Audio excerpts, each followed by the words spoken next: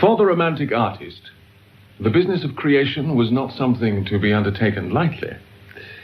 In this romantic credo, Victor Hugo, the great French novelist, dramatist, poet, thinker, painter, exhorts the playwright to create drama out of his own blood, sweat and tears, out of his own life experience.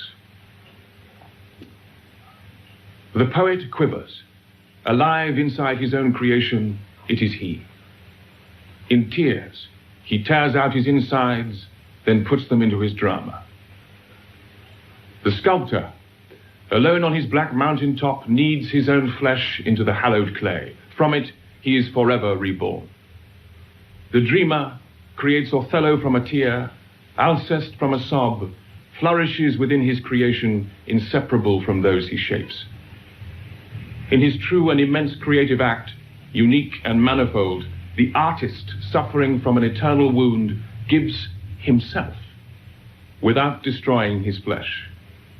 Radiance streams forth. This dramatic urgency and the poetic intimacy that demanded by Hugo seems normal to us in an age where the lives of poets are better known than their poems, even though the poems tell the lives. All modern poetry is, in a sense, romantic. It's autobiography, accounts of suffering, confessions. But in the early 19th century, when the romantic playwrights led by Victor Hugo first appeared on the scene, mainstream poetry and drama was created by the poet, not of him. For instance, it did not reflect his own experience of life. It was Hamlet who first inspired the romantic revolution of the theatre, and it was Shakespeare, 200 years after his death, who became the father to the new drama. In the autumn of 1827, an English theatre group arrived in Paris to perform 5 Shakespeare plays. They had pluck. Only 5 years earlier, an English troupe had been hooted off the Parisian stage with cries of "Speak French." This time, however, the enthusiastic audience was a veritable romantic roll call. As well as Victor Hugo, there was the painter, Eugène Delacroix, and the novelist, Alexandre Dumas, the composer, Hector Berlioz. It was a period when the French theatre was dominated by worn-out productions of 18th century writers like Corneille and Racine. A play was expected to observe the rules, chief amongst which was the tyranny of the 3 unities: unity of time, unity of place, and unity of action. Character had to be royal, with lots of kings and queens, the further removed from the present, the better. Comic elements were out, and the language was set like aspic in Alexandrine verse, which ensured that it was suitably lofty, timeless, and remote from life as it was lived. No wonder, then, that Shakespeare came as a revelation. Shakespeare, who at the center of a great tragedy switches action from palace to graveyard and offers a comic scene between gravediggers. The romantic playwrights, led by Hugo, wrung their poetry out of their hearts, creating tragic and doomed romantic heroes like Werther, Faust, Manfred, Don Juan. Today, the greater part of romantic drama seems quaintly melodramatic, overloaded with snarling villains, damsels in distress, declamatory heroes. At the time, the startling events that took place on the romantic stage were the dress rehearsal for the romantic revolution. The bourgeoisie, the establishment, was outraged, but the romantics saw, understood, and felt. Laurels, sacred bough that one wants to turn to dust, you who sheltered his head from the lightning, will you abandon him to the infamous knife that makes the wicked fall under the hand of the executioner? Romans, will you suffer that one sacrifices one of your men, without whom Rome today would cease to be Rome? Say to us, Valere, if you want him to perish, where will you choose the setting for his punishment? Will it be here within these walls that echo with 1,000 voices the sounds of his victories?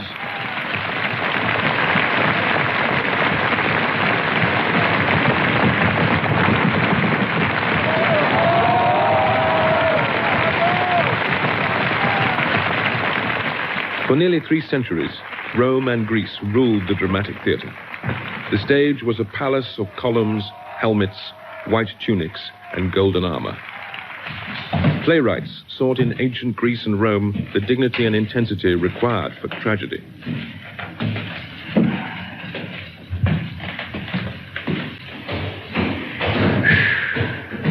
In our own century, the doomed French playwright who founded the so-called theatre of cruelty, Antonin Artaud, echoes the feelings of the new generation of playwrights in the early 1800s, faced by the fossilized speeches and gestures of the classical theatre. The masterpieces of the past are good for the past. They are not good for us. We have the right to say what has been said, and even that which has not been said, in a way that belongs to us, that in a way is immediate, direct, that corresponds to present ways of feeling, and that everyone will understand.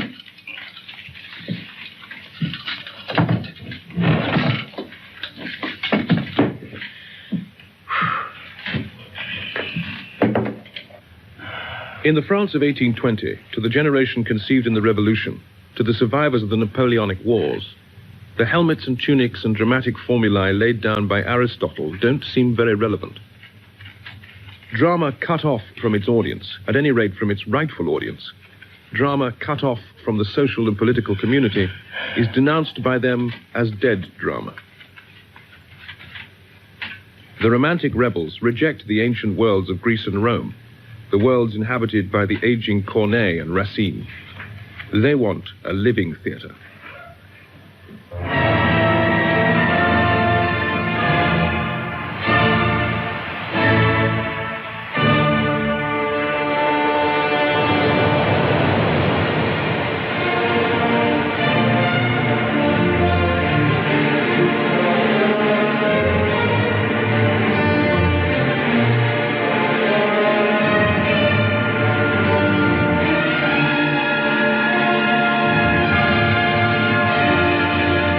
The romantic theatre is a hurricane of enthusiasms and passions, longings and illusions carried away in ecstatic movement.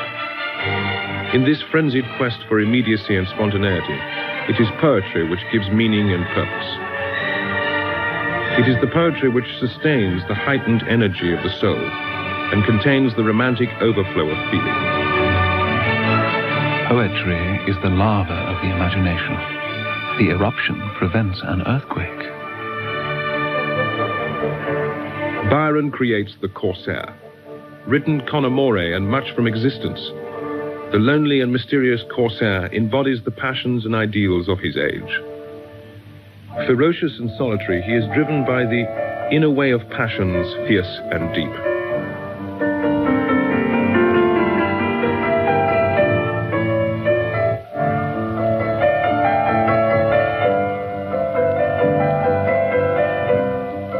For the Corsair, there is no repentance, no remorse, no forgiveness. He is the renegade who does not wish for paradise but for rest. Betrayed by society, he declares war on society, war fought with the violence of disgust. The hero-villain seeks escape, escape from the boredom of life. Change the scenery, change the world. Change the world, change life, change the scenery.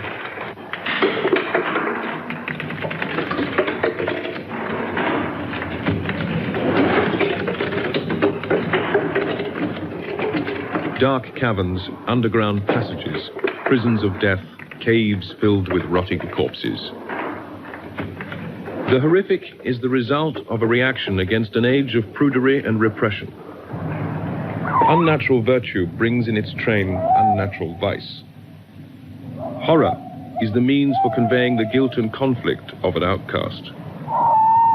The English Gothic novels of the closing years of the 18th century, full of yawning graves, creaking dungeons, clanking chains, make these lugubrious and dismal surroundings fashionable. Mathurin, the brilliant creator of the chilling Melmoth the Wanderer, was an English clergyman. His novel was rapidly taken up and adapted for the French stage. In this scene, we are transported to a ruined castle where the villain keeps the fair Imogen a prisoner. Meurs, détestable lumière. Die, detestable light. You scald my view. Le hurlement du vent se déchaîne-t-il? Against whom do the winds howl and rage? The very stones seem to move before my guilty steps. Oh, God, crush me under one of your mountains.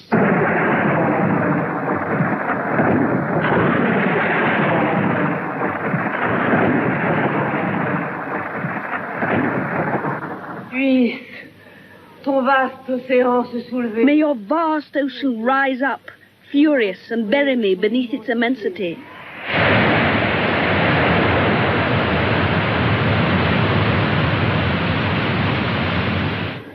Ah, grand Dieu, que je puisse descendre. Oh, my God, that I may sink and vanish to the center of the earth.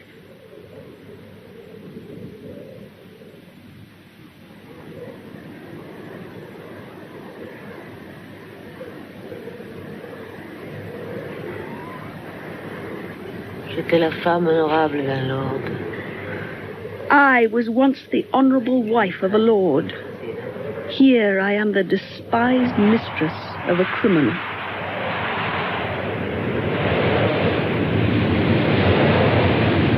The playwright Schiller preaches the gospel that the hero of the New World, its savior, its judge, is the renegade, the outlaw.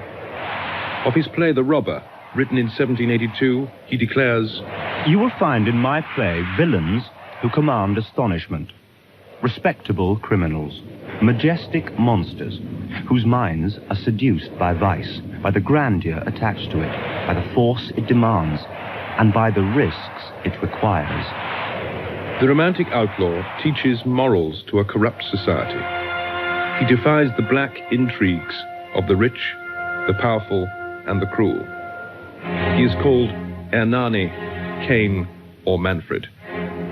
He lives in caverns, on cliffs, above the sea, on remote mountaintops. His movements are the rages of storms, the gusts of winds, the raging sea, all the uncontrollable elements of nature.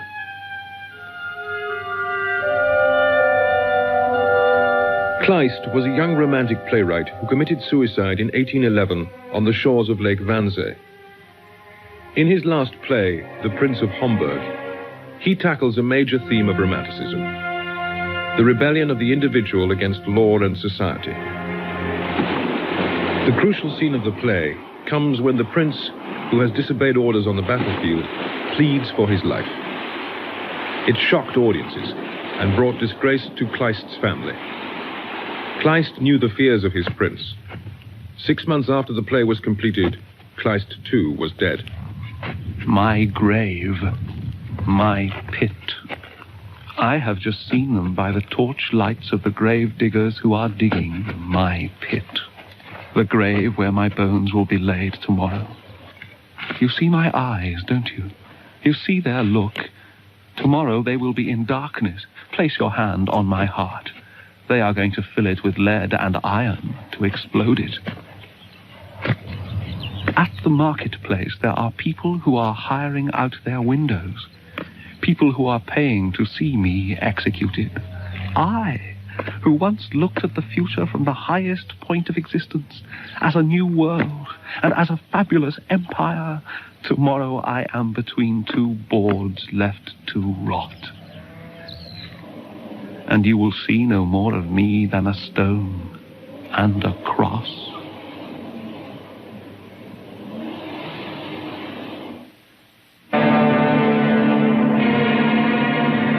For Lord Byron, the enfant terrible of the English aristocracy, poetic drama is a source of relief for all the unhappiness, guilt, frustration, and dismal brooding caused by his broken marriage and his forbidden love for his half-sister Augusta.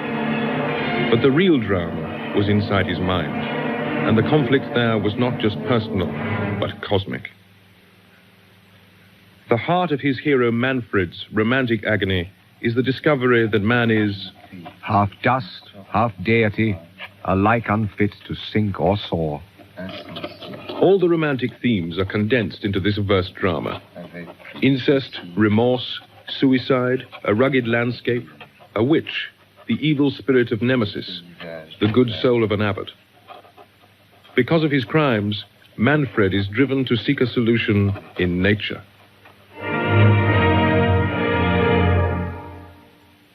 My spirit walked not with the souls of men, nor looked upon earth with human eyes. The thirst of their ambition was not mine. The aim of their existence was not mine. My joys, my griefs, my passions, and my powers made me a stranger. Though I wore the form, I had no sympathy with breathing flesh. I held but slight communion, but instead my joy was in the wilderness, to breathe the difficult air of icy mountains' top, and with time and toil and terrible ordeal and penance, as in itself hath power upon the air, I made my eyes familiar with eternity. The theme of incest haunts the romantic imagination. Defiance of social convention, pursuit of rare and forbidden experience, and the desire for total intimacy and union of souls in the act of love. All these factors propel the romantic artist towards the idea of incest.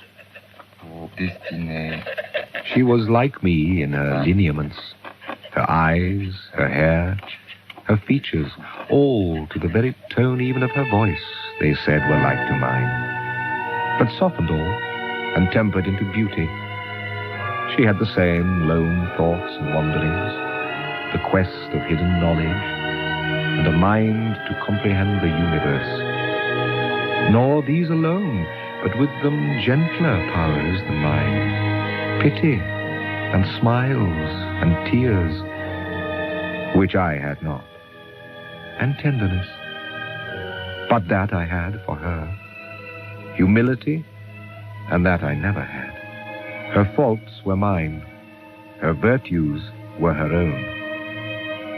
I loved her and destroyed her. The great French actor Talma had played in adaptations of Shakespeare from as early as 1769, acting Othello, Lear, Hamlet, at a time when these dramas had a startling impact on the French stage. The roles were markedly different from the usual neoclassical tragedies based on Greek legend and Roman history, the superhuman roles that Talma was forced to return to under Napoleon. But towards the end of his career, Talma rejected the hollow glory of the classical stage. Meeting with Victor Hugo in 1827, Talma urged the young poet to provide him with the roles he vainly hoped for. The actor is nothing without the role. I have never had true roles. I have never had the role I should have had. La tragédie, c'est beau, c'est noble. Tragedy is beautiful. It is noble. It is great. But I wanted greatness with reality. A character that had movement, a variety of life. That was not narrow-minded, that would be at once tragic and familiar.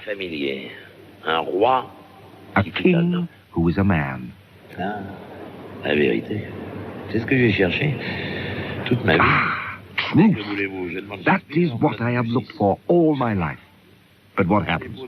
I long for Shakespeare, and I get Ducis. In lieu of truth in the lines, I put truth into the costumes. I played Marius with bare legs. Oh, no one knows what I could have been had I found the author I was looking for. Now I will die without having found my one true role. But you, Monsieur Hugo, you are young and robust. You could create a role for me.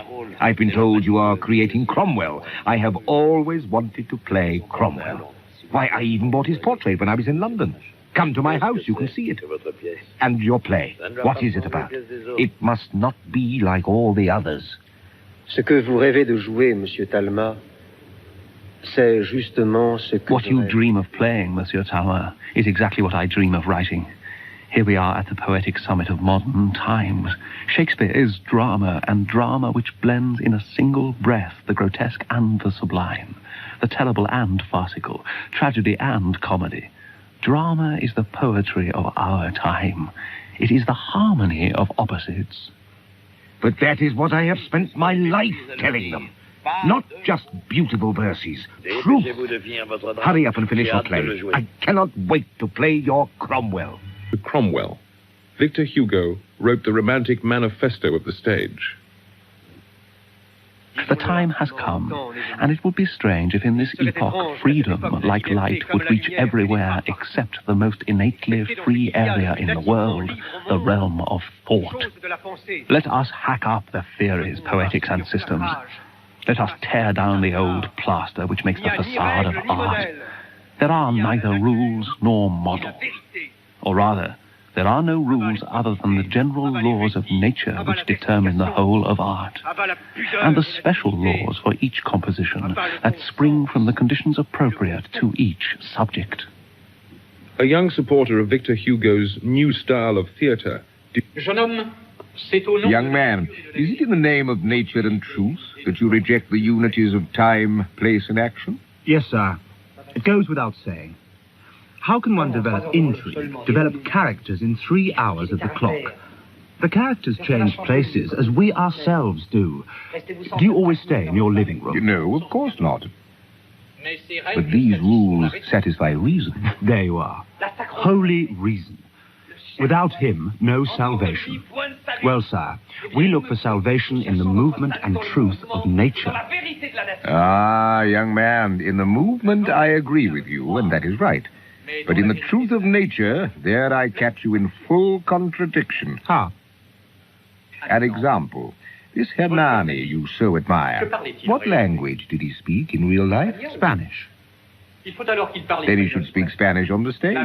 The truth of nature demands it. But the public, sir, the audience would understand nothing. Then one should choose a French hero. But let us pursue this famous truth further. Why are houses on stage not real houses of stone and rubble? What should such an actor who plays Ruy Blas today and Macbeth tomorrow, and whose real name is Peter or Paul, why does he have the right to take the name and personality of Ruy Blas and Macbeth? But, sir, these conventions are the necessities of the theatre. I am not telling you anything you don't already know. But if there are theatrical rules, let us not speak of nature. Sir, you have won the first round, but I shall win the second by telling you that you represent the past, death. We represent the future, life. We're rebelling against pretentious and obscure language, against everything you esteem. That is your right, young man. I have nothing to say about that. Some people will always prefer a cheap red wine to the most exquisite champagne. You do not fear vulgar words or images that scream. So much the worse for you.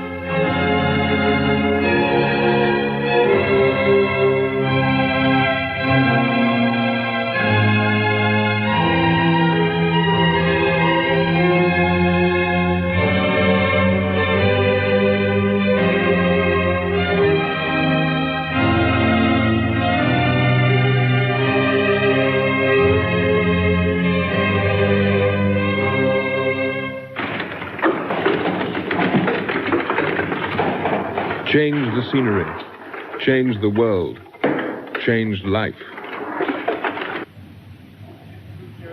Là, c'est toi. Ne m'en veux pas de fuir être adoré. Je vous en veux pas. The avalanche of new images and new sensations could not happen without profound changes in the language of theatre. In France, the elegant and stern speech of Racine's tragedies was no longer acceptable. For the tears and fever of romantic drama, richly colored words are needed, images that excite the mind and stimulate the senses. Dont l'éclair est ma joie. Oh, mes amis sont morts. Oh, je suis insensé. Pardonne, je voudrais aimer, je ne le sais. Hélas, j'aime pourtant d'une amour bien profonde. Ne pleure pas. Mademoiselle Mars, creator of the role Donna Sol in Hugo's Hernani, found the experience romantic agony. Monsieur Hugo? Monsieur Hugo? Monsieur Hugo est-il là? Voici, madame. Ah, très bien, merci.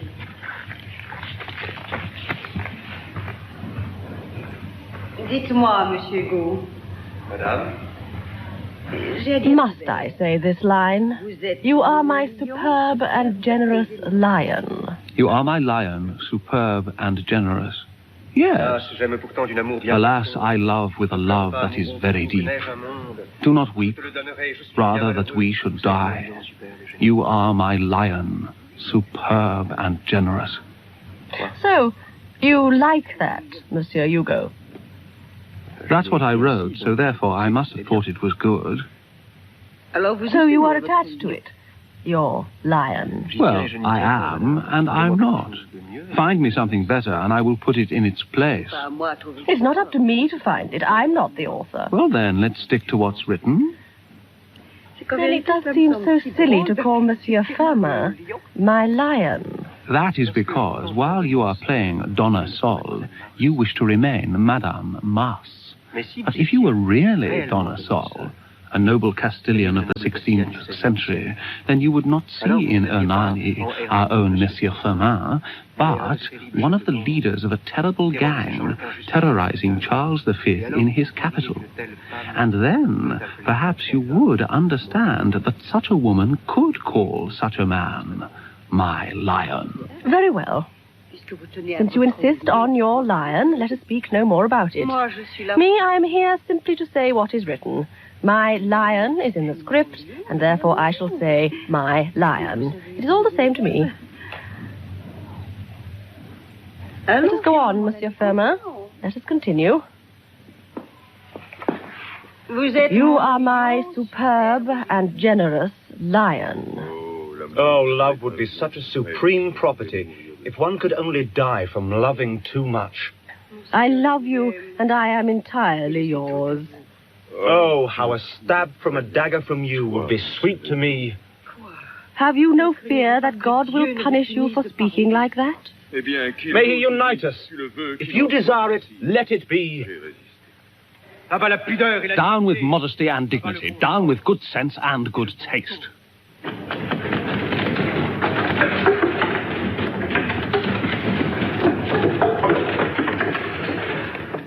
Change the scenery, change the life, change the world.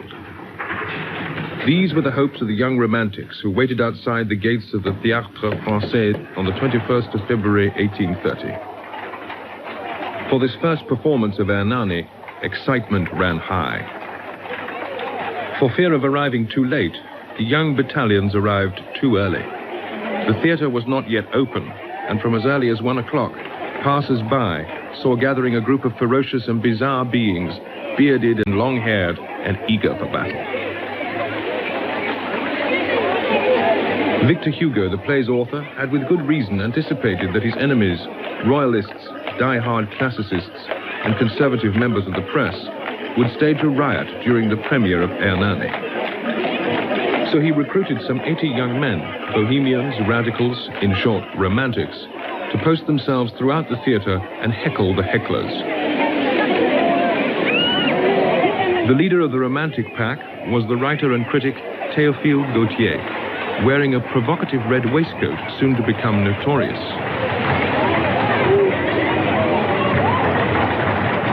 Victor Hugo had bought several quires of red paper and cut the sheets into small squares upon which he printed with a rubber stamp the Spanish word meaning iron, Hira, a key to the character of his Spanish hero, Hernani.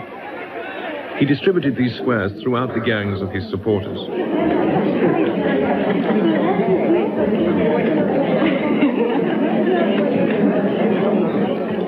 Before curtain up, Victor Hugo looked through a hole in the curtain. Amid the splendor of silks, jewels, flowers, and naked shoulders and bald heads were his friends and allies: Lamartine, Dumas, Balzac, Berlioz. The knocks were given.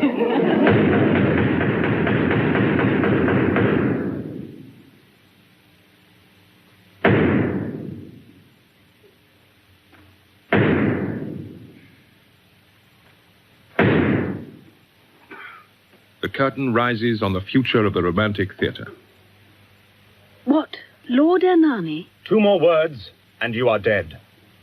Am I a Donna Sols? Fiancé to the old Duke of Pastrana, her uncle, venerable and jealous? Tell me, the beauty adores a cavalier without beard or moustache yet, and receives the young beardless lover every evening in spite of the envious? Chaperone, is it here that the talk is to take place? Yes. Hide me within. Me? Hide you? Here. Never. Deign, madam, to choose between this purse or this blade. You must be the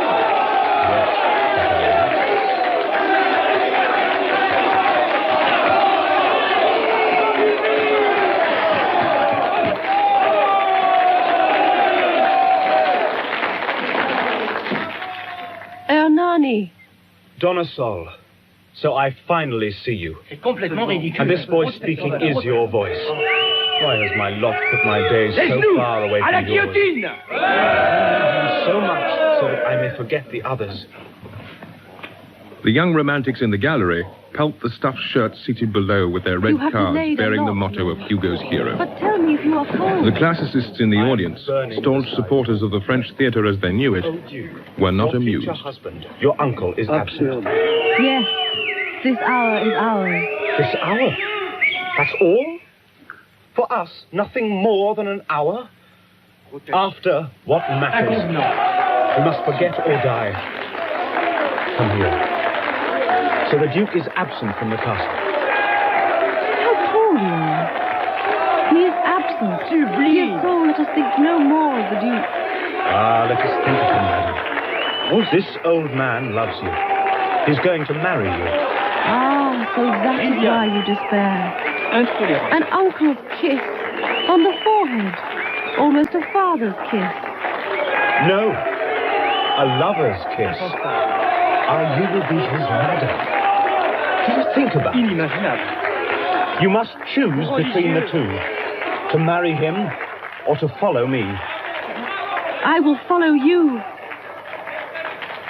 Who here wants to win 1,000 gold calorus?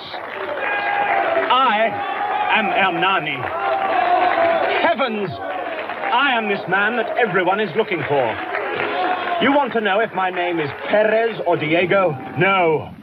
My name is Ernani. A much nicer name. It is the name of the banished one, the name of the outlaw. You see this head? It's worth enough money to pay for your celebrations. Ernani! Stop. Be silent. Ernani! You are my lion, superb and generous. I love you.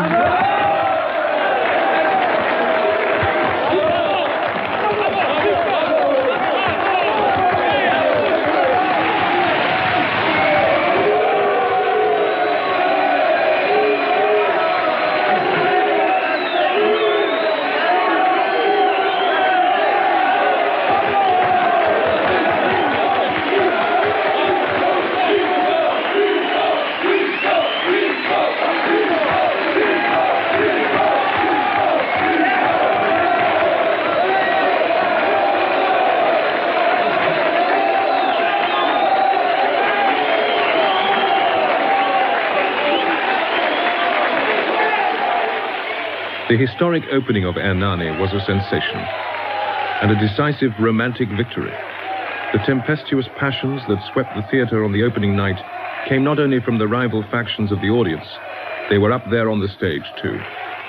The classical theatre had found a robust and formidable rival.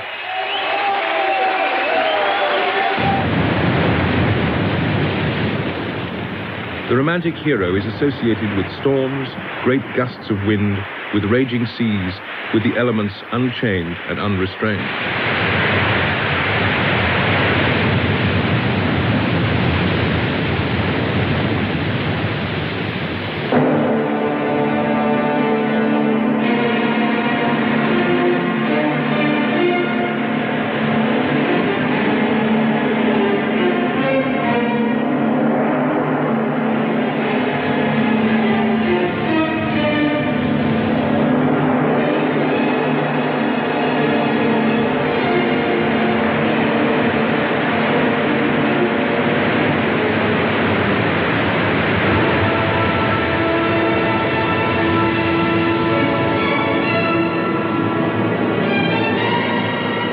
Byronic hero, be he Childe Harold, the Corsair, Manfred, or Don Juan, suffered from a deep-seated boredom with the world, veiled by a haughty melancholy and from a sense of universal mockery.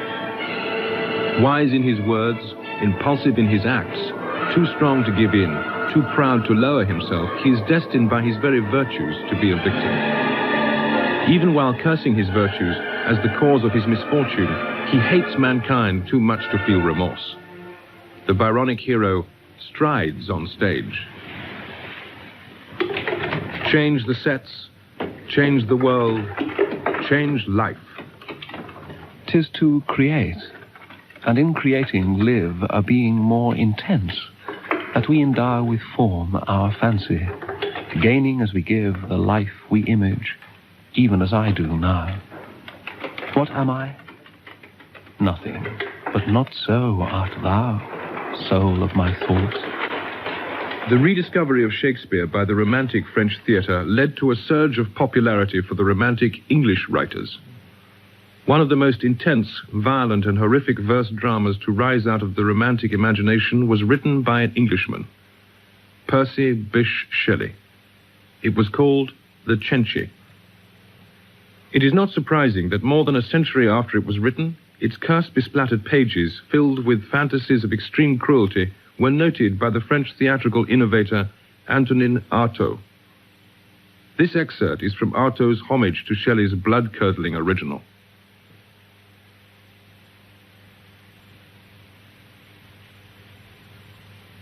Look at me. I am old Count Cenci, but tougher than my frame may suggest. In my dreams, I often find that I am destiny personified. Yes, that is my explanation of my vices. I tell you that the fountain of hatred welling up inside me is powerful enough to drown all my nearest kin. I know that I am a force of nature. For me, life, death, God, incest, repentance, crime do not exist. I obey my own law. I can look into myself without becoming giddy. And so much the worse for anyone who trips and topples into the abyss which I have become. My destiny, my convictions order me to seek out evil. How can I resist the forces burning within me, bursting out of me? Ma mère! Mother. Mother, the worst has happened. The worst? What new torment can he possibly have imagined?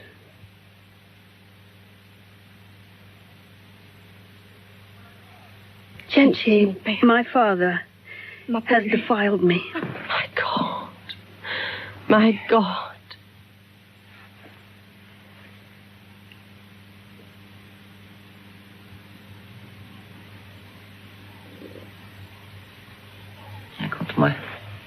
Tell me what has happened. All is tainted, all. My body has been made a filthy thing. But it is my soul that has become really polluted. There is no longer a single fragment of myself in which I can take refuge. My one crime is to have been born. I can choose my death, but I didn't choose my birth. Oh, tell me, Mother, are all families alike?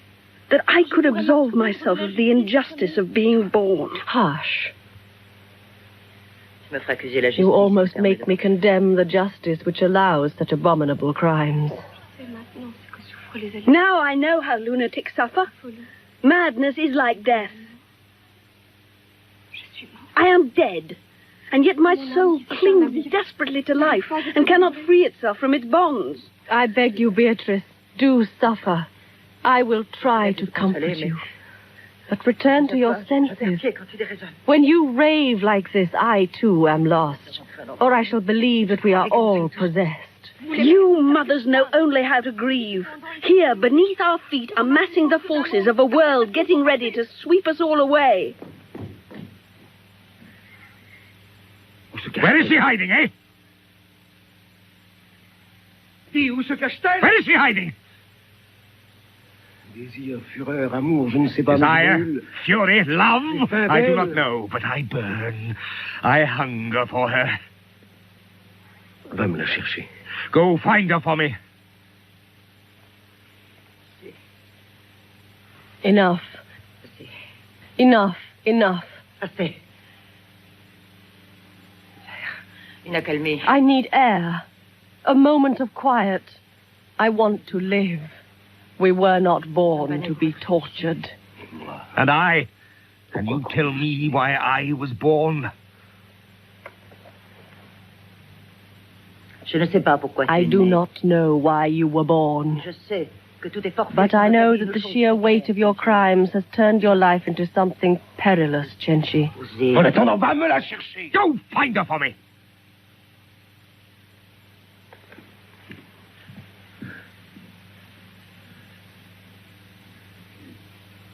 Que je me repente? Pourquoi? I repent? Why? Repentance is in the hands of God. Pourquoi m'a-t-il rendu père It is for him to regret my act. Why has he created me father of a being who I desire utterly? Libre? Free? Who dares still talk of freedom when the very sky is ready to fall? That is why I open the floodgates, so that I shall not drown. I harbor a demon whose task is to avenge the whole world's sins. Now no fate can stop me from carrying out everything I have dreamed.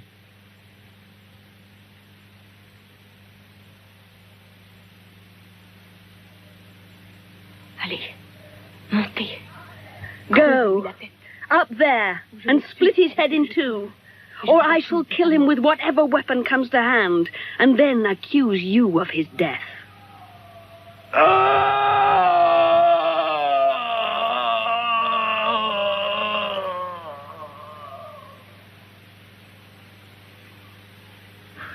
The influence of Shakespeare on romantic drama was nothing short of liberating. It got the classicists off the stage. The dynasty of helmets and tunics was over, and the dynasty of genius and feeling could begin. The influence of romantic drama on the stage acting and writing of our own time was liberating in its turn. Prizing the dead hand of classical drama from around the throat of the living theatre, it cleared the way for a drama that has no fixed form, no fixed content, no rules to observe. The only demand being that it connects, that it gives us the thrill of genuine gut experience, and that it is true. As Hugo declared, in his true and immense creative act, the artist gives himself. Radiance streams forth.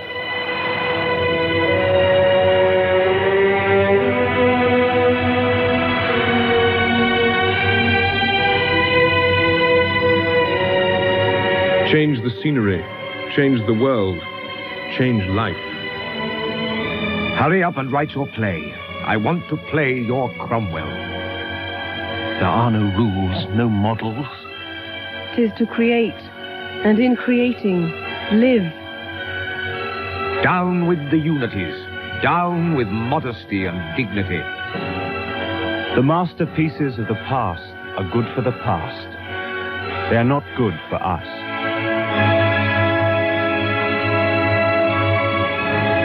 You are my lion, superb and generous. We represent the future. Life.